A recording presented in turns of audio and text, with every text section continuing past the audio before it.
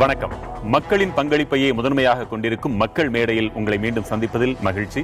இன்றைய விவாத பொருள், இலங்கை அகதிகளை திருப்பி அனுப்புவது குறித்து இரு நாட்டு உயர் அதிகாரிகளிடையே நாளை டெல்லியில் முக்கிய ஆலோசனை நடைபெற உள்ளது. இலங்கையில் தமிழர்களின் பாதுகாப்பிற்கு இன்னும் உத்தரவாதமான நிலை வரட்டும், அதுவரை இந்த ஆலோசனை கூட்டத்தையே ஒத்திவைக்க வேண்டும் என்கிறது தமிழக அரசு. தற்போதைய சூழலில் அவர்களை திருப்பி அனுப்பலாமா கூடாதா விவாதிக்கலாம். பங்கேற்போர் பாரதிய ஜனதா கட்சியின் மாநில கொள்கை பரப்பு செயலாளர் திரு எஸ் வி சேகர், தமிழ் தேசிய விடுதலை இயக்கத்தின் திரு தியாகு, கல்வியாளர் திரு ராமசுப்பிரமணியன், கோவை அரங்கிலிருந்து டென்னிஸ் முருகேசன் என்ற 2 நேயர்கள், திருச்சி அரங்கிலிருந்து மணிவண்ண பாரதி மற்றும் தாமஸ் என்ற 2 நேயர்கள், மதுரை அரங்கிலிருந்து முத்துகிருஷ்ணன் மற்றும் காளிதாஸ் என்று 2 நேயர்கள், மொத்தம் 6 நேயர்கள் விவாதிக்க காத்திருக்கிறார்கள். அனைவருக்கும் வணக்கம். முதலில் திரு எஸ் வி சேகர், தற்போதைய சூழலில் திருப்பி அனுப்பலாமா கூடாதா, உங்க கருத்து? அடிப்படையாகவே எந்த ஒரு நாட்டிலும் ஒரு போர், யுத்தம் அது மாதிரி ஏதாவது வரும்போது அந்த நாட்டிலிருந்து வெளியேறுபவர்கள் இன்னொரு நாட்டுக்கு போகும்போது தஞ்சம் அடையக்கூடிய இடம் அது அகதிகள்னு சொல்லுவாங்க, ஏதிலியர்கள்னு சொல்லுவாங்க. அவங்க இப்போ சாதாரணமாக அந்த போர் 5 வருஷத்துக்கு மேலே ஆயிடுச்சு, இல்லை அந்த நாட்டுக்குள்ள அகதிகளாக 5 வருஷத்துக்கு மேலே ஆயிட்டாங்கன்னா அவர்களுக்கு அந்த நாட்டினுடைய குடியுரிமை வழங்கப்படும். இது லண்டனாக இருக்கட்டும், கனடாவாக இருக்கட்டும், இதெல்லாம் தான் ரெகுலராக செய்யக்கூடிய ஒரு விஷயம். அதே சமயம் அந்த பிரச்சனை முடிந்த பிறகு அந்த நாடு சகஜ நிலைமைக்கு வந்து விட்டது என்று அறிவித்த பிறகு அவர்களை அந்த நாட்டுக்கு திருப்பி அனுப்பி விடுவார்கள். இதுதான் அடிப்படையான விஷயம். ஆனால் இந்த நாட்டினுடைய குடியுரிமை வாங்கியவங்க போக மாட்டாங்க, அவங்க இந்த நாட்டு மகன்களாக ஆயிடுவாங்க. அறிவிப்புன்னு சொன்னீங்களே, அது யார் அறிவிக்கணும்? அந்த நாட்டில் தான். அந்த நாட்டு போர் முடிஞ்சு போச்சு, நாடு இப்போ மறுபடியும் எலெக்ஷன்லாம் ஆயிடுச்சு, எல்லாமே சரியாயிடுச்சு. அவங்க தான், ஏன்னா அவங்க தானே சொன்னாங்க எங்க நாட்டில் அறிவித்தாலே போதுமா? அதை கிராஸ் செக் பண்ணிக்க வேண்டாம்? யார் கிராஸ் செக் பண்ணுவாங்க? எங்க வீட்டில் நானும் மனைவியும் சுகமா இருக்கணும், அதை யார் கிராஸ் செக் பண்ணுவாங்க? அது மாதிரி தான் இது. அந்த நாட்டு அந்தந்த நாட்டுக்கு அந்தந்த நாடு தான் சொல்லும். அந்த நாட்டுக்கு போய் இன்னொரு நாடு சொல்லும். நாடு வேறு, மாநிலம் வேறு. மாநிலத்தை ஒரு நாட்டில் கண்ட்ரோல் பண்ண முடியும், ஒரு நாட்டை போய் இன்னொரு நாடு எப்படி கண்ட்ரோல் பண்ண முடியும்? இப்போ இனிமே நாங்க அடிக்க மாட்டோம் விட்டுடுங்கன்னு சொன்னா நம்ம விட்டு கொடுத்துடணும். அதற்கான உத்தரவாதம் ஏதும் இல்லாமலும் கூட உத்தரவாதம் சொல்லிட்டு அதுவே போதும். உத்தரவாதம் என்பது இது என்ன? யார் முன்னாடி உத்தரவாதம் கொடுத்தாங்க, அதை யார் மீறினாங்க? இது ஒண்ணுமே கிடையாது இந்த இதை பொறுத்த வரைக்கும். ஆனால் அதே சமயம் தமிழ்நாட்டிலேயோ இந்தியாலேயோ அவர்களுக்கு குடியுரிமை வழங்கப்படலை. இன்னொரு முகாம்னு போட்டு வேலியை போட்டு அவங்களுக்கு ஒரு அடிப்படையான ரேஷன் கூட கிடைக்கல, அவங்களுக்கு அடிப்படையான எவ்வளோ விஷயங்கள் கிடைக்கல போது அவங்க நான் பிறந்த தாய்நாட்டுக்கே போயிடுறேன், எனக்கு இன்னும் பெட்டரா இருக்குன்னு அவங்க நினைச்சா அதை எப்படி நம்ம தடுக்க முடியும்? இது அடிப்படையாக அவர்கள் இன்னொரு நாட்டினுடைய பாஸ்போர்ட் வச்சிருக்காங்க, அவங்க நம்முடைய மொழி பேசக்கூடியவர்கள், அவங்க நம்ம கிட்ட சேஃபானாங்க. ஏன்னா உயிர் பயம், அதே சமயத்தில் அந்த பிரச்சனையிலேருந்து இங்கே வந்தாங்க. ஆனால் வந்த பிறகு இப்போ நான் போறேன்னு விருப்பப்பட்டுட்டா நீ போகக்கூடாதுன்னு சொல்ல முடியாது. ஏன்னா அவங்க இந்த நாட்டில் குடியுரிமை கொடுக்கல, அவங்களுக்கு வேணுங்கிற இங்கே ஓட்டு உரிமையை கொடுக்கல, ஒண்ணுமே கொடுக்கல. அப்ப என்ன பண்ணுவாங்க? அவங்க அகதிகளாவே வாழ்நாள் முழுக்க இருக்க முடியுமா? அவங்க உங்க கருத்து? அதாவது முதல் செய்தி, சட்டத்தின் ஆட்சியை நாம் மதிப்பதானால் இது குறித்து சட்ட நிலை என்னன்னு பார்க்கணும். இந்த அரசோ அந்த அரசோ இவர்களை அனுப்புவது என்றோ திருப்பி அழைத்துக் கொள்வது என்றோ முடிவெடுப்பதற்கு சட்டப்படி உரிமை இல்லை. சர்வதேச சட்டங்களின்படியும் உள்நாட்டு சட்டங்களின்படியும் ஒவ்வொரு அகதியும் தான் விரும்பி செல்கிறோமா இல்லையா என்பதை முடிவு செய்ய வேண்டும். யாரையும் கட்டாயப்படுத்தி திருப்பி அனுப்ப முடியாது. இவர்கள் அப்படி முடிவெடுப்பதாக சொல்லவும் இல்லை. முடிவெடுப்பதாக சொல்லவில்லை. இப்போ உதாரணம் எடுத்துக்குவோம். திபெத்தில் இன்னைக்கு இன்னும் போராட்டம்லாம் நடந்துகிட்டு இல்லை, வெளியில் தான் நடந்துகிட்டு இருக்கு. பொதுவாக அமைதியாக தான் இருக்கு. ஏன் தலாய் லாமாவையும் மற்றவங்களையும் அங்கே திருப்பி அனுப்பிடலாமே? ஏன் இங்கே ஒரு புகலிட அரசாங்கத்தையும் நடத்திக்கிட்டு இருக்காங்களே, அவங்க நடத்திட்டு இருக்க இந்திய அரசு அனுமதிச்சிருக்கே, இந்திய அரசு அங்கீகரிக்கலைங்கிறது வேற விஷயம். திபெத் சீனாவின் ஒரு பகுதின்னு சொல்ற காரணத்தினால அந்த அரசை அங்கீகரிக்கல, ஆனா அரசுக்கு இடம் கொடுத்திருக்கிறாங்க. இங்க அவர்களுக்கு எல்லா வசதிகளையும் வாய்ப்புகளையும் ஏற்படுத்தி கொடுத்திருக்கிறாங்க. சேகர் சொன்னது போல இலங்கை தமிழ் அகதிகளை நடத்துவதை விட பன்மடங்கு உயர்வாக சிறப்பாக அவங்களை நடத்துதா இந்திய அரசாங்கம்? நடத்துறாங்க. அது எல்லாரையும் கூட இல்லை, அந்த முதல்ல வந்தவர்கள் பின்னால வந்தவர்களை. ஏன்னா இந்த சிக்கல் எங்க அடிப்படையை எழுதுன்னா, சர்வதேச சட்டங்கள் இது தொடர்பாக 51ஆம் வருடத்தினுடைய ஜெனீவா ஒப்பந்தம், 67ஆம் வருடத்தினுடைய வகைமுறை உடன்படிக்கை என்கிற புரோட்டோகால், எதிலும் இந்தியாவோ இலங்கையோ கையொப்பமிடவில்லை. அகதி என்றெல்லாம் நம்ம பேசுறோம், அகதி முகாம்னு சொல்றோம், ஏதிலியர்னு சொல்றோம். இப்ப தமிழக அரசு எந்த துறையில் அதை வச்சிருக்குன்னு பாத்தீங்கன்னா, ரீஹாபிலிட்டேஷன் டிபார்ட்மெண்ட், மறுவாழ்வு ஆணையர் தான் நீங்க தீர்மானிக்கிறார். எனவே இவர்கள் அகதிகள் என்று சொல்வதற்கே வழி இல்லை. 1936ஆம் வருடத்தில் இயற்றப்பட்ட பதிவு சட்டம், 46ஆம் வருடத்தில் இயற்றப்பட்ட அந்நிய நாட்டவர் பற்றிய சட்டம், இந்த சட்டம் தான் இவர்களை நடத்துகிற முறையை மற்றதெல்லாம் ஆளுகிறது. எனவே இங்கே ஒரு 4 லட்சம் அகதிகள் இந்தியா முழுக்க பல்வேறு தரப்பட்டவர்கள் இருந்தாலும் அகதிகள் என்று யாரையும் இந்திய அரசு அங்கீகரிக்கவில்லை, அகதி பதிவை அனுமதிக்கவில்லை. இப்படி சிக்கல் இருக்கும்போது ஏன் 51ஆம் வருடத்தில் உடன்படிக்கையில் கையெழுத்திடக்கூடாது இந்தியா? அகதி உரிமை பற்றி இந்த நாட்டிற்கு ஒரு சட்டம் வேண்டும் என்று உச்சநீதிமன்றம் அறிவுறுத்தி இருக்கிறது.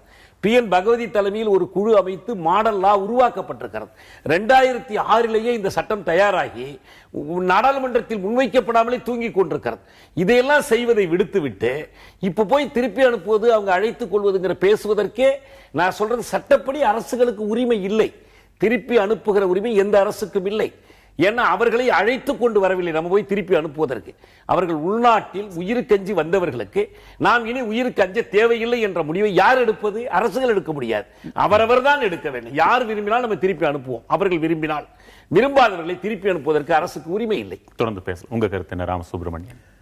இப்ப என்ன ஒரு இஷ்யூனா, 2 நாடுகளுக்கும் இந்தியாவிற்கும் இலங்கைக்கும் ஒரு பேச்சுவார்த்தை நாளை நடக்க இருக்கின்றது.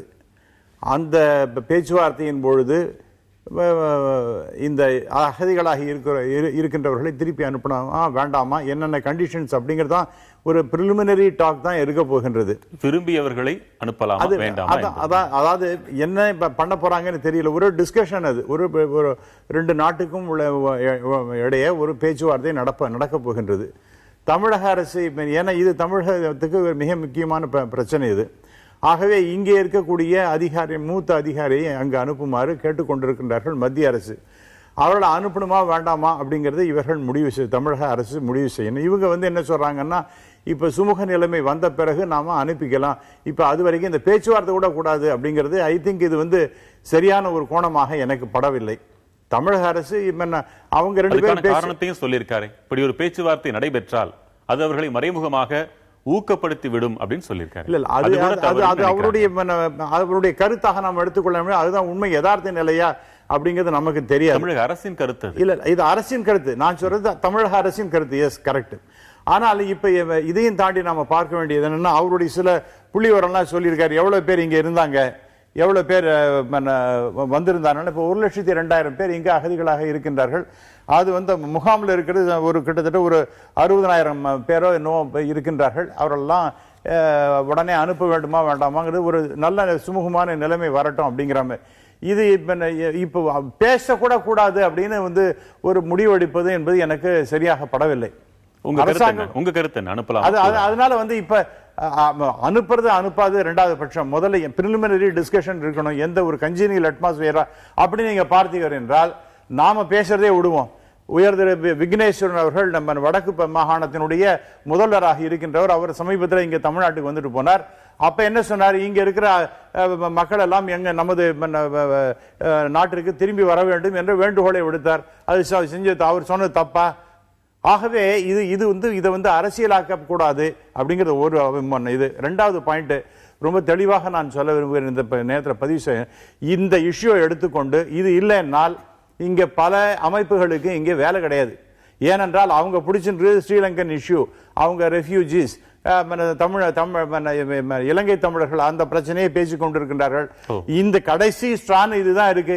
இவங்களும் போயிட்டாங்கன்னா நாங்க என்னதான் பண்றது அப்படிங்கிற ஒரு கேள்விக்குறி வருகின்றது. ஆகவே சிறிசேனவின் தலைமையில் ஒரு நல்ல ஆட்சி தடுக்கிறாங்கன்னு சொல்றீங்க. அது மாதிரி கிட்டத்தட்ட அது மாதிரி ஒரு நல்ல கன்ஜீனியல் அட்மாஸ்பியர் வந்த பிறகு நம்ம பேசலாம். ஆமா, வாழவந்தான் கொட்டப்பட்டு முகாம்கள் அடங்கிய பகுதி திருச்சி மண்டலம். திருச்சியிலிருந்து தாமஸ், உங்களுடைய வாதத்தை முதல்ல வைங்க. நான் ரொம்ப வருத்தத்தோட பதிவு செய்யக்கூடிய விஷயம் என்னன்னு பார்த்தீங்கன்னா, கடந்த 10-15 ஆண்டு காலமாகவே இந்த இலங்கை தமிழர் பிரச்சனைன்னு வரும்போது எல்லாமே தமிழகத்தில் உள்ள அனைத்து அரசியல் கட்சிகளுமே அவங்களுடைய அரசியல் சுயநலத்துக்காக மட்டுமே இதை பயன்படுத்தி இருக்காங்கன்றதை சொல்ல விரும்புகிறேன். இன்னொரு விஷயம், இன்னைக்கு இலங்கை தமிழர்னு நம்ம சொல்றோம், ஆனா இங்க வரக்கூடிய பாதிக்கப்பட்ட மக்கள் எல்லாமே இலங்கை அகதிகள் என்று தான் குறிப்பிடுறோம். அப்ப இலங்கை தமிழர்னு நம்ம சொல்லி நிறைய விஷயங்கள் பேசக்கூடிய அரசியல்வாதிகள் எல்லாமே பாத்தீங்கன்னா வாக்கு வங்கிக்காகவும் தங்களுடைய செல்வாக்கை வளர்த்துக்கணுன்றதுக்காகவும் மட்டுமே இதை முழுசா கையில எடுத்து போராடுறாங்க. இன்னைக்கு நம்ம தமிழ்நாட்டில் இலங்கை அகதிகள் பல்வேறு கட்ட பிரச்சனைகள்ல ஆழ்ந்துட்டு இருக்காங்க. அவங்க வெளியில சுதந்திரமா நடமாட முடியாத நிலைமை இருக்கு. அடிப்படையான நிறைய தேவைகள் அவங்களுக்கு பூர்த்தி பண்ண முடியாம இருக்கு. அரசாங்கமானது அதற்கு உண்டான சட்டத்திட்டங்களை செயல்படுத்தி இங்க இருக்கக்கூடிய மக்களுக்கு வாழ்வாதாரத்தை நல்ல விதத்துல செயல்படுத்தணும்னு யாருமே நினைக்கிறது கிடையாது. எப்ப இந்த மாதிரி பிரச்சனைகள் சர்வதேச அளவுல வரும்போதும் அப்ப பாத்தீங்கன்னா தமிழகத்துல எல்லா கட்சியும் எல்லா இயக்கங்களும் இத கையில எடுத்துக்கொண்டு அவர்களுடைய சுய லாபத்துக்காக மட்டுமே இதை பயன்படுத்துறாங்க. புரியல, அரசியல் கட்சிகள் சுயலாபம் சொல்றீங்க. தியாகு போன்றவர்கள் அரசியல் விஷயங்களில் ஈடுபடாதவர்கள், ஒரு தேர்தல் அரசியலில் ஈடுபடாத இயக்கங்கள் மீது எந்த குற்றச்சாட்டை நீங்க சுமத்துறீங்க?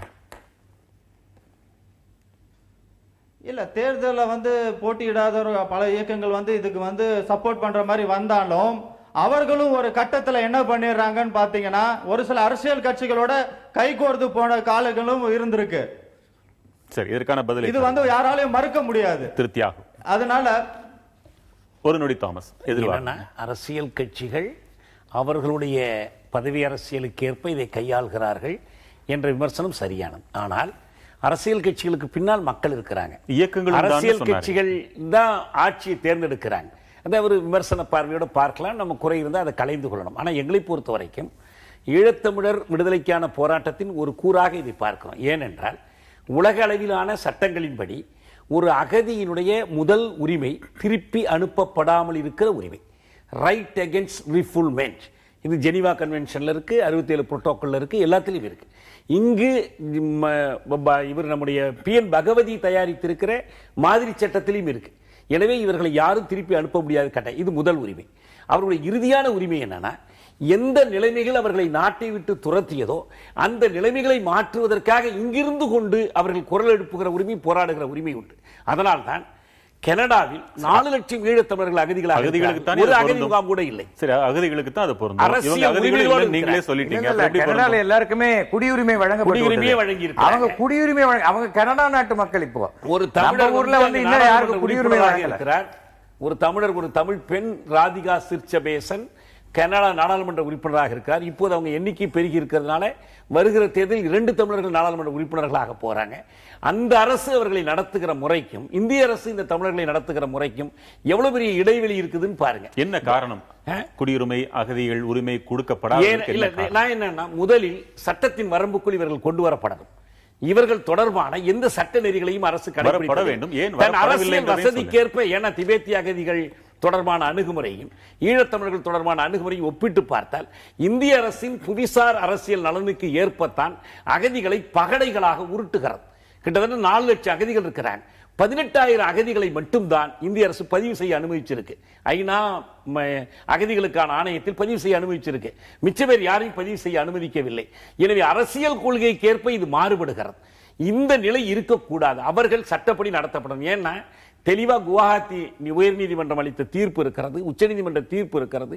அதில் என்ன சொல்லியிருக்காங்கன்னா, இந்திய அரசமைப்பு சட்டத்தினுடைய அடிப்படை உரிமைகள் சமத்துவ உரிமை 14, கருத்துரிமை 19, வாழ்வுரிமை 21, மத சுதந்திரம் 25, இவை எல்லாமே, இந்த அடிப்படை உரிமைகள் எல்லாமே எல்லா மனிதர்களுக்கும் உரியவே தவிர இந்திய குடிமக்களுக்கு மட்டும் உரியவை அல்ல. அரசமைப்பு சட்டத்தை எடுத்து படிச்சு பாருங்க. சிட்டிசன்ஸ் அல்ல, டு ஆல் பர்சன்ஸ். என்ன நடக்கணும்னு சொல்றீங்க? நடக்கிறது நாங்க பாக்குறோம். தமிழக அரசியல் ஆளுங்கட்சி இப்பொழுது இதை சொல்வது, அந்த கூட்டமே வேண்டாம் என்று சொல்வதன் பின்னணியில் அரசியல் இருக்கிறது. அவங்க ஒரு காரணம் தெளிவாக ஒன்று சொல்லியிருக்கிறாங்க. என்னன்னா, இலங்கை அரசு மீள்குடியமர்த்தம் பற்றி பேசுவதாக இருந்தால் முதலில் உள்நாட்டில் அதை செய்துவிட்டு வரட்டும்னு சொல்லியிருக்கிறாங்க. அது சரியான வாதம். என்ன, யாழ்ப்பாணத்தை சேர்ந்தவன வவுனியா முகாம்ல வச்சிருக்கிறீங்க, முல்லைத்தீவை சேர்ந்தவனை கொண்டு போய் வன்னி முகாம்ல வச்சிருக்கிறீங்க. உள்நாட்டிலேயே மீள்குடியமர்த்தத்தை நிறைவேற்றாத ஒரு அரசை நம்பி இவர்கள் போக வேண்டும் என்று சொல்வதில் எந்த அர்த்தமும் இல்லை. அல்லது குறைந்தது இந்திய அரசு எதை அரசியல் தீர்வு என்று கருதுகிறதோ அந்த அரசியல் தீர்வு வந்துவிட்டது என்று சொன்னா கூட அர்த்தம் இருக்கும். இதையே அந்த கூட்டத்தில் கலந்து கொண்டு சொல்வதற்கும் சொல்றதுல தப்பு இல்லை.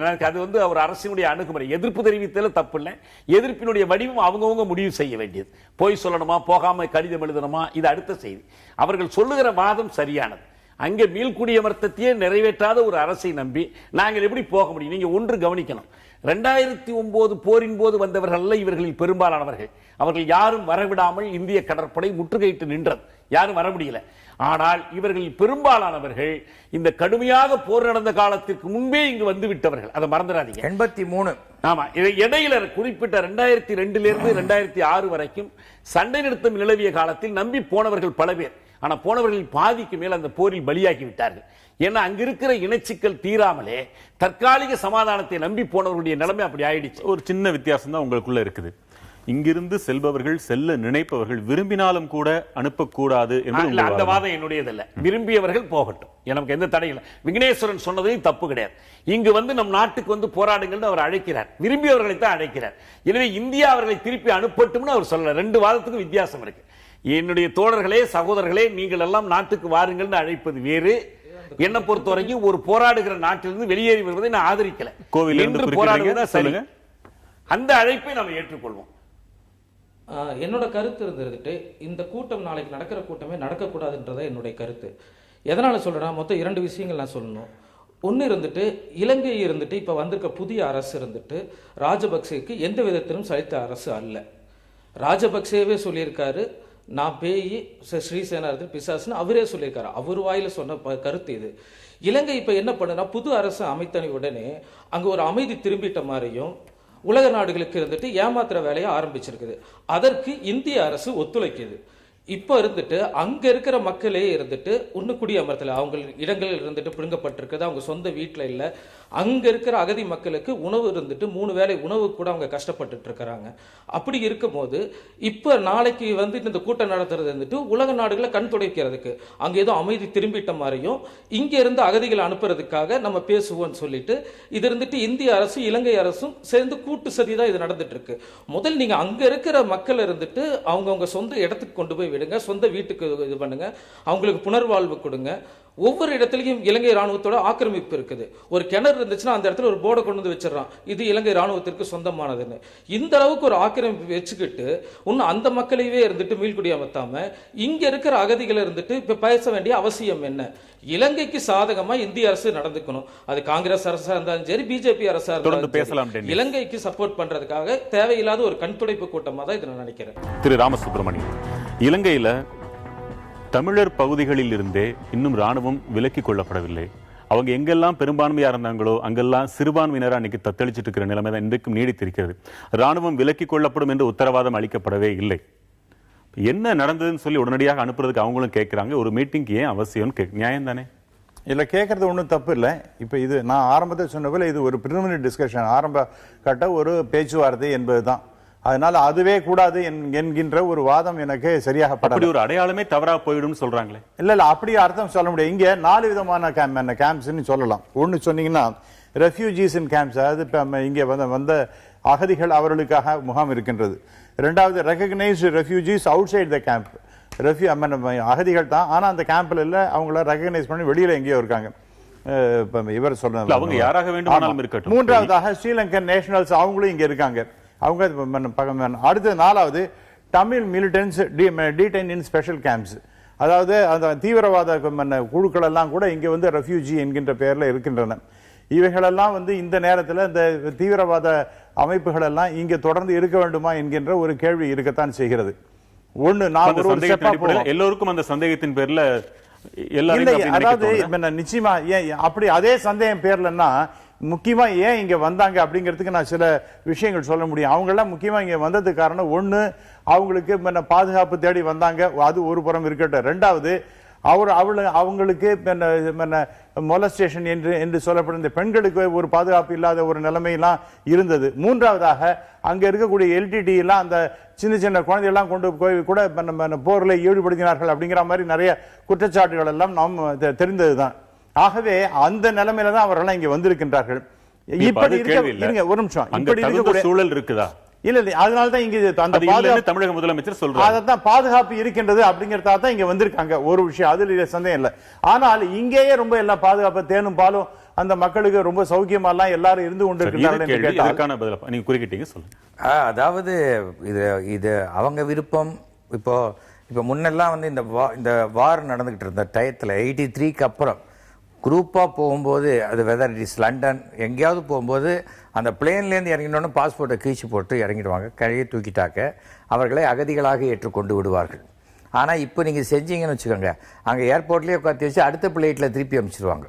அதாவது ஒரு நாட்டினுடைய நிலைமையை மற்ற நாடுகள் எல்லாமே அங்கீகரிக்கும் போது அது இந்த மாதிரி தான் இருக்கு அப்படின்னு தெரிஞ்சாதான். இப்போ தமிழக அரசு ஒருத்தர் அனுப்புறதுல என்ன தப்பு இருக்கு? மீனவர்களுக்குள்ள பேச்சுவார்த்தை வந்தது, போய் பேசினாங்க.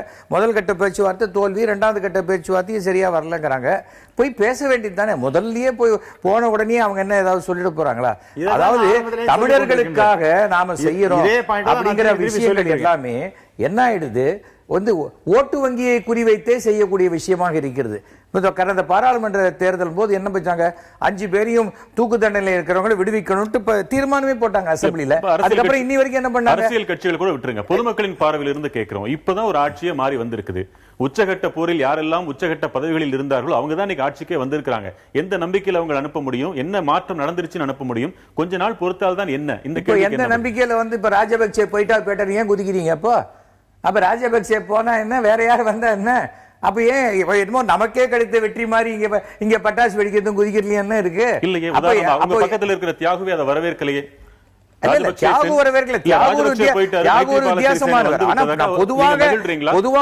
பொதுவான தமிழர்களுக்கு போராடுறவங்களை பத்தி நான் சொல்றேன். தியாகுவினுடைய கருத்துக்கள் வேற மாதிரி இருக்கலாம். ஆனா அப்ப என்ன பண்ணுவாங்க, அவங்க எல்லாரும் சேர்ந்து தியாகுவை புறக்கணிச்சிருவாங்க. தியாகு தமிழ் துரோகின்றுவாங்க. அவ்வளவுதான். சரி, அது அவருடைய கவலை. என்ன தப்புன்னு சொல்லி கேக்குறாங்க. முதல் கட்ட பேச்சுவார்த்தையில பேசுறதுக்கான விஷயங்கள் எவ்வளவோ விஷயங்கள் இருக்கு, விஷயங்கள் இருக்கு. நாம அதெல்லாம் தவிர்த்துட்டு இதெல்லாம் இறுதியா பேச வேண்டிய விஷயம். அகதிகளை மீண்டும் தங்களுடைய சொந்த தாயகத்துக்கு அனுப்புறதுங்கிறது இறுதியா விவாதிக்கப்பட வேண்டிய விஷயம். இதுக்கு இப்ப அவசியமே கிடையாது. இந்த விஷயத்தை பேசுறதுக்கான அவசியமே கிடையாது. இலங்கையும் நீங்க சொல்லக்கூடாது. அதெல்லாம் அரசாங்க விஷயம்.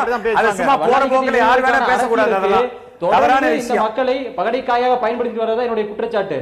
அப்ப இன்னைக்கு எம்பியா நின்னு ஜெயிச்சு பாராளுமன்றத்தில் பேச வேண்டியது. சும்மா உட்கார்ந்துகிட்டு அவர் செய்யக்கூடாது, மோடி இப்படி திரும்ப கூடாது, இதெல்லாம் ஒரு தவறான ஒரு கண்ணோட்டத்தை தான் கொண்டு கொடுக்கும் மக்கள் கிட்ட. சொல்லுங்க. கோவை நண்பர்கள் யாரு சார் சொல்லணும்? அந்த மக்கள், அந்த நாடு பாதுகாப்பான நாடுங்கிறத அந்த மக்கள் உணரணும். நீங்களும் நானும் சொல்லக்கூடாது, இந்தியாவை இலங்கையும் சொல்லக்கூடாது. இப்ப யாரு நம்பிக்கை ஏற்படுத்த வேண்டிய இந்த 2 அரசுடைய பொறுப்பு. தவறான கருத்து, இதெல்லாம் நடக்காத காரியம். இங்க முகாம்களில் இருக்கக்கூடியவர்கள் ஒட்டுமொத்தமாக கோரிக்கை எழுப்பி பிறகு பேசுவது சரியா? அப்படி இருக்குமா? கோவை நண்பர்கள் சொல்ற கருத்தை நான் முழுமையா ஏற்றுக்கொள்றேன், ஆதரிக்கிறேன்.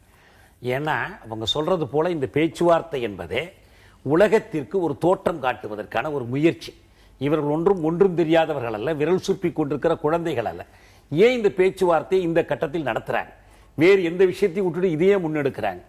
மார்ச் மாதத்தில் பன்னாட்டு புலனாய்வினுடைய முடிவு வரப்போகிறது. இவர்கள் உண்மையிலேயே நடந்த குற்றத்திற்கு தண்டனை பெற்று தரணும், இனக்கொலைக்கு ஒரு தீர்வு வேணும், அந்த மக்களுக்கு நீதி வேண்டும். நீதி இல்லாமல் நல்லிணக்கம் இல்லை, நீதி இல்லாமல் வளர்ச்சி இல்லை. இது எல்லோருக்கும் தெரிஞ்ச செய்தி. அப்ப பெறணும்னு சொன்னா சர்வதேச அமைப்புகளை மதிக்கணும். இந்திய அரசும் இலங்கை அரசும் ஐநா உறுப்பினர்கள். சர்வதேச நெறிகளை, சர்வதேச அமைப்புகளை, சர்வதேச தீர்மானங்களை, சர்வதேச பொறி அமைப்புகளை மதிக்காத நாடுகளுக்கு உலகத்தில் ரோக் ஸ்டேட்ஸ் என்று பெயர். போக்கிலி அரசுகள். இந்த அரசுகள் போக்கிலி அரசுகளாக நடக்கிறாங்க. ஏன்? ஐநா மனித உரிமை மன்றம் சென்ற ஆண்டு போட்ட தீர்மானத்தின்படி நடத்துகிற சர்வதேச புலனாய்வுக்கு ஒத்துழைக்க முடியாதுன்னு சொல்றாங்க. இலங்கையிலிருந்து சாட்சிகள் யாரும் சாட்சியம் அளிக்க முடியாது, இந்தியாவிலிருந்து சாட்சியம் அளிக்க முடியாது. இதே தமிழக அரசு தமிழகத்தில் இருக்கிற அகதி முகாம்களில் இருந்து சாட்சியங்கள் திரட்டைகள் அனுமதிக்கல. கியூபிரான்ச் போலீஸை வச்சு தடுத்துக்கிட்டு இருக்கு. இது ஒவ்வொருத்தருடைய நிலைமை இதுதான். அப்படி இருக்கிற பொழுது இதை சுத்தமா மூடி மறைப்பதற்கும் மார்ச் மாதத்தில் வரக்கூடிய மனித உரிமை மன்ற கூட்டத்தில் இலங்கையில் எல்லாம் அமைதியாகிவிட்டது, அது அமைதி பூங்காவாகிவிட்டது என்று காட்டுவதற்கும் இந்தியாவும் இலங்கையும் செய்கிற கூட்டு சதிதான் இந்த பேச்சுவார்த்தை. இன்னொரு வரி ஐயத்தை எழுப்புகிறது. வடக்கு கிழக்கு மாகாணங்களில் வளர்ச்சி திட்டங்களை நிறைவேற்றுவதற்கு மனித வளம் தேவைப்படுகிறது என்பது மைத்ரிபால சிறிசேன அரசாங்கத்தின் ஒரு வேண்டுகோள். இதற்கு என்ன பதில்? அதாவது ஒன்று சொல்றோம், நம்ம அது தேவைப்படுகிறது என்றால் வடக்கு கிழக்கு பகுதியில் இடம்பெயர்ந்து புலம்பெயர்ந்து இருக்கிற IDPs எனப்படுகிற இன்டர்னலி டிஸ்பிளேஸ்டு பர்சன்ஸ், அவர்களை அவர்களிடத்தில் கொண்டு போய் அமர்த்தட்டும். அவர்களிடமிருந்து பறிக்கப்பட்ட நிலங்களை மீட்டு கொடுக்கட்டும். நில அபகரிப்பை தடுத்து நிறுத்தட்டும். நான் ஒன்று கேட்கிறேன், மைத்ரிபால சிறிசேன அரசாங்கத்தினுடைய 100 நாள் வேலை திட்டத்தில் இப்படி ஏதாவது ஒரு விதி இருக்கிறதா? அங்க வளர்ச்சி பணிகளுக்கு தமிழர்கள் தேவைப்படுகிறார்கள் என்ற வரி இருக்கா? தமிழர் என்று யாரும் இருப்பதாகவே அந்த அறிக்கை கண்டுகொள்ளவே இல்லை. அந்த தேர்தல் அறிக்கை தமிழ் சொற்களே இல்லை. அதுல ஒரு போர் நடந்திருப்பதாகவோ, தமிழர் இனச்சிக்கல் இருப்பதாகவோ, மாகாண கவுன்சில் இருப்பதாகவோ, அதற்கு போலீஸ் அதிகாரம் நில அதிகாரம் இல்லாமல் இருப்பது எதுவுமே சொல்லல. இல்லாத ஒன்றை எதற்காக நாம் பேசிக் கொண்டிருக்கிறோம்? அந்த அரசே சொல்லாத ஒன்றை. இதே விஷயத்தை தமிழ்நாட்டில் யார் இப்ப முதலமைச்சரா இருக்கலாம், அவர் என்ன செய்யணும் அப்படிங்கறது இலங்கையிலிருந்து தொடர்ந்து சொல்லிக்கிட்டு வந்தா நம்ம செய்வோமா? அது மாதிரிதான் இது. அது வேற நாடு, இது வேற நாடு. எல்லாத்தையும் நாம நினைக்கிறதெல்லாம் ஆசைப்பட முடியாது. ஆசைப்படுறது வேற, ஆனா எல்லாரும் அதை நிறைவேற்றணும்னு நடக்காது. நரேந்திர மோடி போய் 13வது திருத்தத்தை செயல்படுத்துங்கன்னு சொல்ற தப்புங்கிற அப்படிதான் அர்த்தம். அதுக்கு நம்ம போய் இன்னொரு நாட்டுக்கு சொல்ல முடியாதுன்னா நீங்க சொல்லக்கூடாது. இல்ல இல்ல, அது ஒண்ணும் சொல்லக்கூடாது. அக்ரிமெண்ட் அந்த காரணமே ராஜீவ் காந்தியும் ஸ்ரீலங்காவும் போட்ட ஒப்பந்தம் தான். அதை இவர் வேண்டாம் இன்னும் சொல்ல போனால் அதை நிறைவேற்ற வேண்டும் என்று மோடி அவர்கள் முழுமையாக நிறைவேற்றுவது வடக்கு கிழக்கு மாகாணத்தை இணைக்க வேண்டும் என்று மோடி கேட்கிறாரா? 13வது திருத்தத்தின்படி 1வது அதிகாரம் போலீஸ் அதிகாரம், 18வது அதிகாரம் நிலம் தொடர்பான அதிகாரம், அதை இந்த மாகாண அரசுக்கு கொடுங்கள் என்று மோடி கேட்கிறாரா? 8, 5, 13 மன்மோகன் சிங் சொன்னார். 10, 3, 13 மோடி. என்ன வித்தியாசம் இருக்கு? கணக்கு சரியா? அவர்களுக்கு எந்த சிக்கலுமே என்ன, ரெண்டே ஒரே அணுகுமுறை தான். அதே யூபிஐ அணுகுமுறை தான். அந்த இன்னைக்கு நான் கேட்கிறது, இனக்கொலை குற்றத்தை மறைப்பதில் இந்திய அரசு முனைப்போடு இருப்பது ஏன்? தன்னுடைய ரத்தக்கரைகள் வெளிப்பட்டு விடும் என்ற அச்சம் தவிர வேறு என்ன காரணம் இருக்க முடியும்? காளிதாஸ், உங்க வாதம். தோழர் தியாகு சொல்றது முழுக்க முழுக்க உண்மையான விஷயம். இன்னைக்கு தோழர்கள் எல்லாருமே முத்துக்குமாரோட நினைவு தினம் அப்படிங்கிறத நம்ம யாரும் மறந்துக்க கூடாது. இன்றைய தினத்தில் இந்த ஒரு நிகழ்வு நடந்துகிட்டு இருக்கிறது மிகச் சிறப்பான விஷயம். இன்னைக்கு அகதிகள் சொல்லப்படுற நம்ம தொப்புள் கொடி உறவுகள் எல்லாருமே நேரடியாக அங்க செல்வதற்கு அவர்கள் சம்மதம் தெரிவிக்கிறார்களா இல்லையா, தெரிவித்தால் செல்லலாமா வேண்டாமா, இதுதான் இங்க இருக்கிற முதன்மை கேள்வி. முதல்ல அவங்க இங்க சுதந்திரமாக இருக்கிறார்களா அப்படின்னு பார்க்கணும். அவங்க ஆமான்னு சொல்றதுக்கும் இல்லைன்னு சொல்றதுக்குமே தகுந்த சூழ்நிலையில அவங்க இங்க கிடையவே கிடையாது. ஒவ்வொரு நாளும் கியூ பிரிவு மக்களாலும் போலீஸ் துறையாலும் அவங்க கடுமையா பாதிக்கப்பட்டு இருக்காங்க. அடுத்ததா இங்க இன்னொரு விவாதம் வைக்கப்படுது. என்னன்னா, நாளைக்கு நடக்கிற கூட்டத்துல தமிழக அரசு சார்பா பங்கேற்கிறதா வேண்டாமான்னு.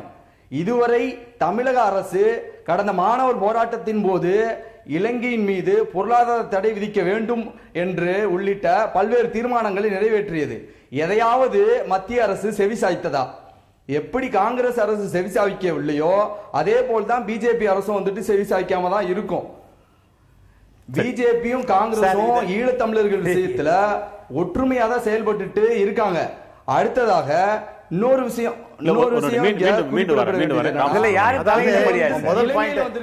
அதாவது இப்ப ரெண்டு பேரும் இப்ப இருக்கக்கூடிய நல்ல ஒரு முடிவை நோக்கி செல்லுகின்ற வகையிலே மத்திய அரசானது பல திட்டங்களை வகுத்துக் கொண்டிருக்கின்றது அப்படிங்கிறது தெளிவானது. ஆகவே இந்த மத்திய அரசு இலங்கையோட பேசும்போது தமிழ்நாட்டையும் கலந்துதான் பேசிக் கொண்டிருக்கின்றார்கள்.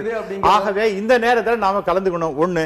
அப்புறம் இங்கே இருக்கக்கூடிய நிலைமையை இவர் சகோதரர் ஒரு விஷயத்தை சொன்னார். இங்கே எப்படிப்பட்ட நிலைமை இவங்களெல்லாம் துரத்தி விட்டுடலாமா அப்படிங்கிற மாதிரி எல்லாம் கூடாதுங்கிறது. ஏஷியா வாட்ச் அப்படிங்கிற ஒரு நிறுவனம் அவங்களுடைய முக்கியமான ஷரத்துகள் என்ன சொல்றாங்கன்னா, இந்த மக்களை அகதிகளாக வந்தவர்கள் எங்கெல்லாம் வச்சிருக்காங்க அப்படிங்கிற அபேண்டன்ட் ஸ்கூல்ஸ் எங்கெல்லாம் ஸ்கூல் ஒரு மோசமான நிலைமையில இருக்கின்றதோ அங்க. ரெண்டாவது கோழி பண்ணைகள் கோடான்ல வச்சிருக்காங்க, மயானங்கள் வச்சிருக்காங்க, வானம் பார்த்த மலம் கழிக்கும் இடங்கள்ல வச்சிருக்காங்க. இவைகள்லாம் கூட ரெஃப்யூஜிஸ் இருக்கக்கூடிய இடமாகத்தான் இருக்கின்றது. அப்ப இங்க இருக்கிறத விட அங்க போறதே தேவையில்லைன்னு பல மக்கள் நினைக்கலாம். மாறுகின்ற நேரம் உங்களை போன்ற சமூக ஆர்வலர்கள், கல்வியாளர்கள் இதற்காக ஏதாவது செஞ்சிருக்கீங்களா? இல்ல நான் என்ன மனிதாபிமானமா பேசுறீங்களே, நீங்க செய்தது என்ன? இப்ப என்ன பொறுத்த வரைக்கும் நான் என்ன செய்ய முடியும்? நீங்க ஆரம்பத்தில் என்ன கல்வியாளர் நீங்க சொன்னீங்க. நான் சொல்லுகின்றேன், மிகப்பெரிய அளவிற்கு பிரச்சனை நடந்து கொண்டிருக்கின்ற நேரத்தில் எந்த விதமான ஒரு சர்டிபிகேட்டும் இல்லாம சார் என்ன இந்த ஸ்கூல்ல சேர்த்துங்கன்னு சொல்லிட்டு ஒரு 60-70 குழந்தைகள் இன்னிட்ட வந்திருக்காங்க. அவங்கெல்லாம் நான் எதையுமே கவலைப்படவே இல்லை. அவர்களெல்லாம் சேர்த்துட்டு நான் அரசாங்கத்துக்கு நான் சொன்னேன், இது மாதிரி நான் சேர்த்து கொண்டிருக்கின்றேன். இவர்களுக்கு மனிதாபிமான அடிப்படையில் ஹியூமன் ரைட் ஒரு பேசிஸ்ல இவர்களை நான் சேர்த்து கொண்டிருக்கின்றேன். பிளீஸ் அக்கார்டு சாங்ஷன் சொல்லிட்டு நான் அப்ப பண்ணினாலும் பண்ணாட்டாலும் அவர்களை நான் சேர்த்துட்டாச்சு. அப்படி சேர்த்து கொண்டவர்கள் நல்ல நிலைமைக்கு போய் இப்ப அங்க இருந்து எனக்கு பல பேர் டெலிபோன் நல்ல நிலைமைக்கு நாங்க செய்தோமா அப்படிங்கிறதுக்கு நான் இதுதான் நான் சொல்ல விரும்புகின்றேன். இலங்கை அகதிகள் இங்கு இவ்வளவு கொடுமையான நிலைமையில் இருக்கிறாங்க. ஒரு வட இந்திய தலைவர்கள் இங்கு வந்தால் கூட நெல்லை பகுதியில் இருக்கிற அந்த இலங்கை அகதிகள் முகாமில் இருந்து அவர்கள் வெளியே வருவதற்கு கூட அனுமதிக்கப்படுவதில்லை. அவங்க சொந்தமா ஒரு சிம் கார்டு வாங்கிக்க முடிய பல தடைகள். எப்பொழுதும் அவர்கள் அனைவருமே விடுதலை புலிகள் என்ற சந்தேகத்தோடு இன்று வரை பார்த்து கொண்டே இருக்கிறார்கள். இவர்களுக்காக ஆதரவாக நீங்கள் செய்தது என்ன? அதாவது இங்க அகதிகளுக்கு பணம் கொடுத்துருக்காங்க, அதுக்கு மேல ஒன்றும் பண்ணல, எந்த அரசும் பண்ணல. தமிழ்நாட்டிலையும் சரி, தமிழ்நாட்டில் தான் தொப்புள் கொடி உறவுன்னு சொல்றாங்களே ஒழிய இப்ப டெல்லியில சொல்றது இல்லை. ஆனா அதே தமிழ்நாட்டில் எந்த அரசு வந்தாலும் இவங்களுக்கு எதுவுமே செய்யல. காரணம் என்னன்னா, ஏதாவது செஞ்சா மத்திய அரசினுடைய கோபத்துக்கு ஆளாயிடுவோமோங்கிற, நம்முடைய நட்பு பாதிக்கப்படுமோங்கிற எண்ணம். ஆனா அதே சமயத்துல காங்கிரஸ் அரசு இருக்கும் பொழுது பங்களாதேஷ்ல இருந்து வந்த 1.5 லட்சம் பேருக்கு அப்படியே ரேஷன் கார்டு கொடுத்து அப்படியே எல்லாரையும் இங்க உள்ள விட்டாங்க. டெல்லிக்குள்ள எலெக்ஷன் டயத்துல எல்லாமே இந்த ஓட்டு வங்கியை குறிவைத்து செய்யற ஒரே காரணத்தினால்தான் இது நடக்குது. இவர்களை பொறுத்த வரைக்கும் அவர்கள் சுமார் இப்ப 50% மேல அவங்க திரும்பி போக விருப்பப்படுறாங்க. கஷ்டமோ நஷ்டமோ தெரியாத ஒரு ஊர்ல கஷ்டப்படுறதை விட நம்ம ஊர்ல போய் கஷ்டப்படுறது பெட்டர். ஏனென்றால் அவர்களுக்கு பிறந்த மண் அவங்களுக்கு இலங்கை தான். 2ஆம் தலைமுறையா 3ஆம் தலைமுறையா இங்க வாழ்ந்துட்டு இருக்காங்க. இது தெரியாத ஊர் கிடையாது அவங்களுக்கு. ஏதோ 2 நாளுக்கு முன்னாடி 3 நாளுக்கு முன்னாடி வந்தவங்க கிடையாது. 30 வருடங்களுக்கு முன்னாடி வந்தவங்க இன்றைக்கு 3ஆம் தலைமுறை பள்ளிக்கூடத்துல படிச்சுட்டு இருக்கு. தொடர்ந்து திரு எஸ் வி சேகர் தொடர்ந்து சொல்லிட்டு இருக்கிறது என்னன்னா, தமிழ்நாட்டுல அவங்க ரொம்ப இழிவான நிலைமையில் இருக்காங்க, அங்க போனா அவங்க நல்லா இருப்பாங்க. தமிழ்நாட்டுல அவங்களுக்கு நல்ல நிலைமை நீங்க உருவாக்கி கொடுங்க சார். நீங்க ஆந்திரால இருந்து வந்திருக்கீங்களா? நீங்க முயற்சி பண்ணுங்க. நாங்க முயற்சி பண்றோம். நீங்க உட்கார்ந்த இடத்துல சொல்றீங்களே அவர் அப்படி பண்ண கூடாது, பிரதமர் இப்படி பண்ண கூடாது, பிரசிடென்ட் இப்படி பண்ண கூடாது. நீங்க என்ன பண்ணீங்க? எதை வேணா பேசலாம். பொதுஜனம் சார், நீங்க என்ன பண்ணிருக்கீங்க? இந்த பொதுஜனம் தான் வாய்க்கிழியே பேசுது. அந்த மக்களுக்கு எதுவும் பண்ணல. அந்த மக்கள் தொடர்ந்து இடைநிலையில சார் செய்வதற்குண்டான முயற்சி தான் இதெல்லாம். ஆனால் நமக்கு நம்ம ஊர்ல அந்த அகதிகளுக்கு உண்டான அகதிகளை குடியுரிமை கொடுக்கக்கூடிய சட்டம் இல்ல நம்ம கிட்ட. நான் அசெம்பிளில பேசியிருக்கேன். நான் அசெம்பிளில பேசுறது இவங்களுக்கு தெரியாது. சட்டத்தை கொண்டு வரதுல அவ்வளவு சுலபம் இல்ல. இது என்ன போட்டோ பிரேமா அங்க இருந்து எடுத்து வைக்கிறதுக்கு? அடிப்படை விஷயங்கள் தெரிஞ்சுக்காங்க. நடைமுறை சாத்தியக்கூறுகள் தெரியாது பேசாதீங்க. இது என்ன கதையா நம்ம இஷ்டத்துக்கு எழுதுறதுக்கு? விருப்பம் இருக்கு, எனக்கு உண்டு. நம்ம தொடர்ந்து பேசலாம். திருச்சி அரங்கிலிருந்து மணிவண்ண பாரதி, உங்க கருத்து? வணக்கம். முதல்ல அகதிகள்னு பேசுறது இந்த நிகழ்ச்சியில கலந்துக்கிறவங்க யாரும் பேச வேண்டாம். பொதுவா இனிமேல் யாரும் பேச வேண்டாம். என்னோட ஒரு கருத்தை சொல்லிக்கிறேன். இந்த போர்ல மொத்தம் 3 லட்சம் பேர் இறந்திருக்காங்க. 75% ஆண்கள் கொல்லப்பட்டிருக்காங்க. இப்போ அங்க இருக்கிறவங்க எல்லாருமே அகதிகள் தான் அடைச்சு வச்சிருக்காங்க. எங்க இலங்கையில இங்க இருக்கிறவங்க கொண்டு எங்க வைக்க போறீங்க? இப்ப நீங்க அகதின்னு சொல்ல நீங்களே அகதின்னு சொல்றீங்களே. மன்னிக்கணும் இலங்கை தமிழர். அதாவது நீங்க ஊருக்கு உபதேசம் பண்ணாதீங்க.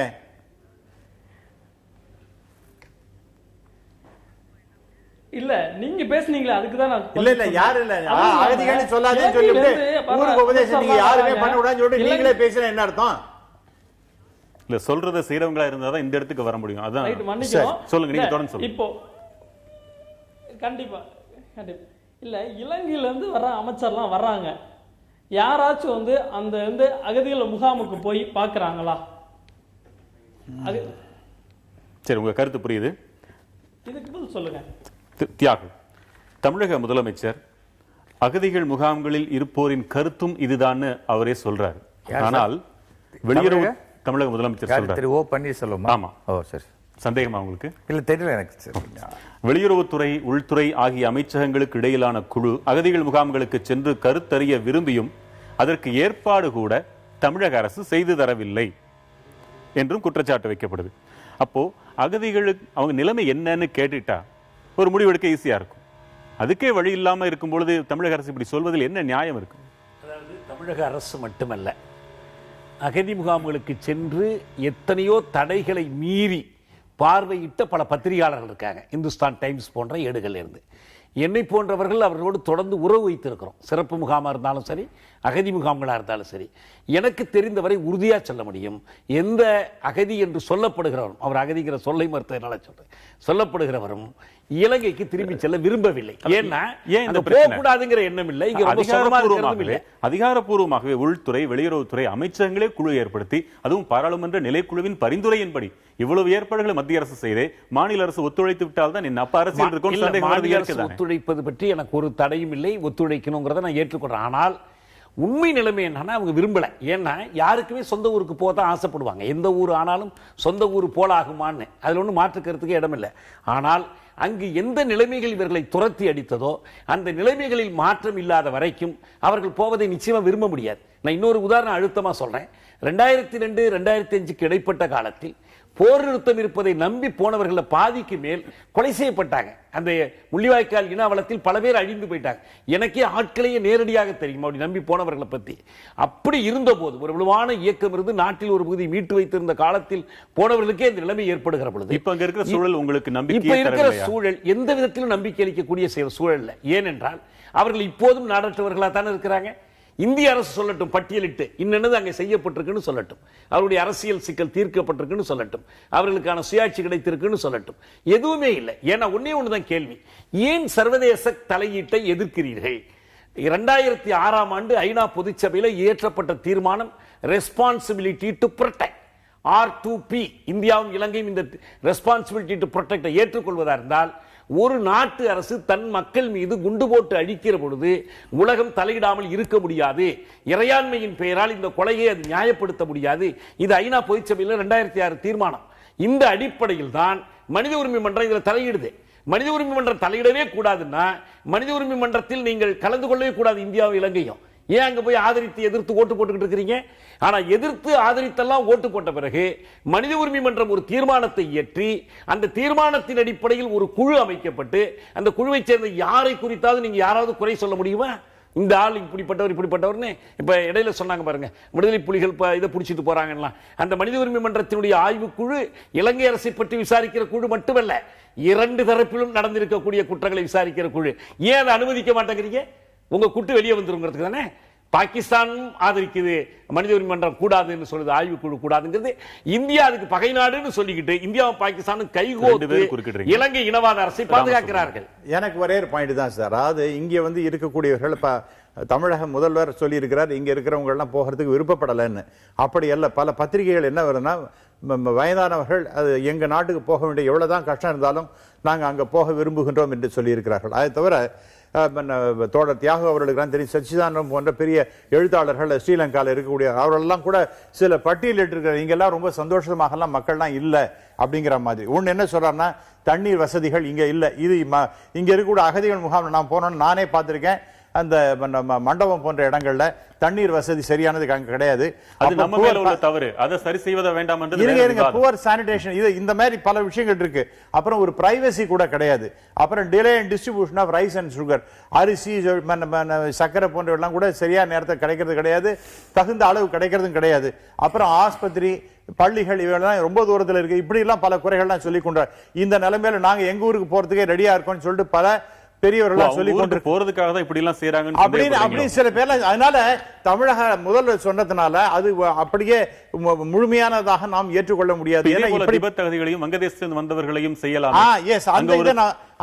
இது மாதிரி தொடங்கி இருக்கலாம். இல்ல இல்ல நாளை என்றால் நாளை மறுநாள் வங்கதேசத்திற்கு கூடாது. இல்ல இல்ல அவங்க நம்ம அனுப்பணும் நான் சொல்லவே இல்லை சார். இப்ப யாருமே அனுப்பி நாளை காலம்பரை நீங்க மூட்டை முடிச்சுன்னா தூக்கின்னு போயிடுங்கன்னு சொல்லவே இல்லை. ஆனால் இதற்கு ஏதாவது வாய்ப்பு இருக்கின்றதா, என்ன செய்யலாம் என்பதுதான் பேசுறதுக்காக கூப்பிட்டுருக்காங்க. அப்படி பார்க்கும் பொழுது இன்னைக்கு எவ்வளவு நாள் இங்க இருந்தாலும் கூட தியாகு அவர்களுக்கு சட்டம் நன்றாகவே தெரியும், இங்க சிட்டிசன்ஷிப்ங்கிறது கொடுக்க முடியாது இந்த அகதிகளுக்கு. திபெத், பர்மா, வங்கதேசம், ஆப்கானிஸ்தான் போன்ற பல இடங்களிலிருந்து இங்க அகதிகள் வந்திருக்கின்றார்கள். அவர்களுக்கு சிட்டிசன்ஷிப் கொடுக்க முடியாது. ஏன் பர்மனன்ட் ரெசிடென்ட் என்கின்ற ஸ்டேட்டஸ் கூட கொடுக்க முடியாது. ஆகவே இப்படிப்பட்ட நிலைமையில ஒரு வாய்ப்பு அவர்கள் விரும்பினால் அங்க போகணும்னு நினைச்சாங்கன்னா அதை கூட நாம பேசக்கூடாது அப்படின்னு எப்படி சொல்ல முடியும்? இன்னொரு விதத்தில் இலங்கையில ஒரு சர்வ சுதந்திரமான சூழல், வாழ்வதற்கு தகுதியான சூழல் தமிழர்களுக்கு நிலவுகிறது என்பதை என்று இந்திய அரசாங்கம் நம்ப தொடங்கிவிட்டதாக இதன் பொருளை எடுத்துக் கொள்ளலாமா? அப்படி இல்ல. அதாவது அதுவும் இல்லையா, அதாவது ஒரு கிரீன் ஷூட்ஸ் வந்திருக்கின்றது நிச்சயமா நம்பலாம். ஒரு பசுமை, அதாவது ஒரு துளிர் வந்திருக்கின்றது, முழுமையாக ஒண்ணுமே இல்லை அப்படிங்கிற மாதிரி இல்லாம பசுமை துளிர் வந்திருக்கின்றது என்பதை நாம நம்பித்தான். ஒரே ஒரு நொடி, மதுரையில் நேயர் சொல். இல்ல சிறிசேனா அரசாங்கமே தற்போது முன்னாள் தலைமை நீதிபதியை கூட மறுபடியும் நியமிக்கிறாங்க. அடுத்ததாக பொன்சேகாவையும் முன்னாள் ராணுவ தளபதி பொன்சேகாவையும் மறுபடியும் அங்கே நியமிக்க இருக்கிறார். வேறொரு பொறுப்பில் நியமிக்க இருக்கும் பட்சத்தில் நாம இது எந்த நம்பிக்கையில இங்க இருக்கிற பாஜக அரசாங்கம் அவர்களை அங்கே அனுப்புவதற்கு முடிவு செய்கிறது?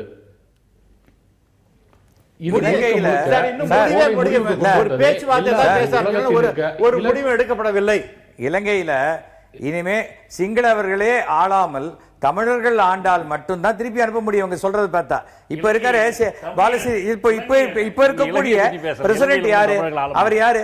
போன இடத்துல இதே குண்டு போட்டு தமிழர்கள் அழிந்தார்கள், அதுல ராணுவ மந்திரியா இருந்தவர். இப்போ நாளைக்கு வந்து உலக நாடுகளோட இது வந்தா கூட அவரும் குற்றவாளியாக தான். அப்ப அதுக்கு அளவு பண்ணுவாங்களா அவங்க? அதான் சொல்றேன். இதை யார் தீர்மானிக்கிறது? இத வந்து ஒரே ஒரு விஷயம், அடிப்படையாக அந்த மக்கள், அங்க மக்கள் இருக்காங்க, அங்க இருக்கிற மக்களோட பாதுகாப்ப இது யாரு டெய்லி யாராவது நம்ம டெய்லி போய் பார்த்துட்டு வர முடியுமா? தமிழ்நாட்டுல எவ்வளவு பிரச்சனை இருக்கு? தமிழ்நாட்டுல பிரச்சனை இல்லையா? தமிழ்நாட்டுல மனித உரிமை பாதுகாப்புன்னு சொல்லி எத்தனை பேர் போராட்டம் நடத்துறாங்க?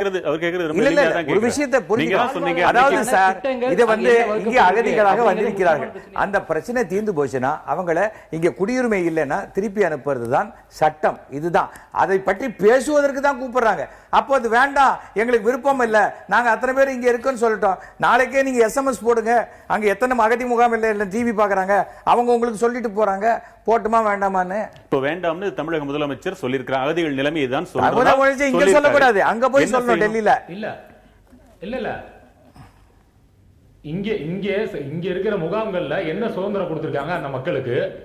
எந்த விதமான சுதந்திரமும் கொடுக்கல. அப்படி இருக்கும் பட்சத்துல இங்க இருக்கிற அரசாங்கத்தோட நிர்பந்தத்தின் பேர்ல அங்க இருக்கிற மக்கள் ஆமான்னு சொல்ல வைக்க முடியும், இல்லைன்னு சொல்ல வைக்க முடியும்.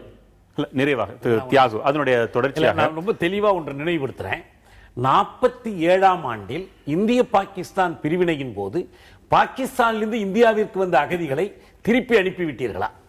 50ஆம் வருட அரசமைப்பு சட்டத்தில் 5வது உறுப்பு சிட்டிசன்ஷிப் ரைட்ஸ் பற்றி பேசுற இடத்துல பாகிஸ்தானிலிருந்து வந்தவர்களை பற்றி மட்டும்தான் பேசுறாங்க.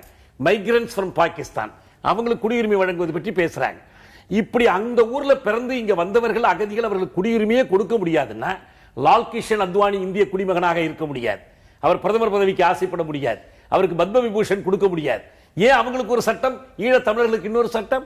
இப்படி சட்டம் இன்னைக்கு இருக்குது, இவங்களுக்கு சிட்டிசன்ஷிப் கொடுக்க முடியாதுன்னு சொல்ற ரைட்டு. சட்டத்தை திருத்துங்கள், புதிய சட்டம் இயற்றுங்கள், சர்வதேச ஒப்பந்தத்தில் கையொப்பமிடுங்கள். நான் அகதிகளை ஏதோ சிறை கைதிகள் மாதிரி கூடுதலா ரேஷன் கொடுங்க, கொஞ்சம் தண்ணி கொடுங்க, குளிக்கிற தண்ணி கொடுங்க, இதெல்லாம் கேட்கல.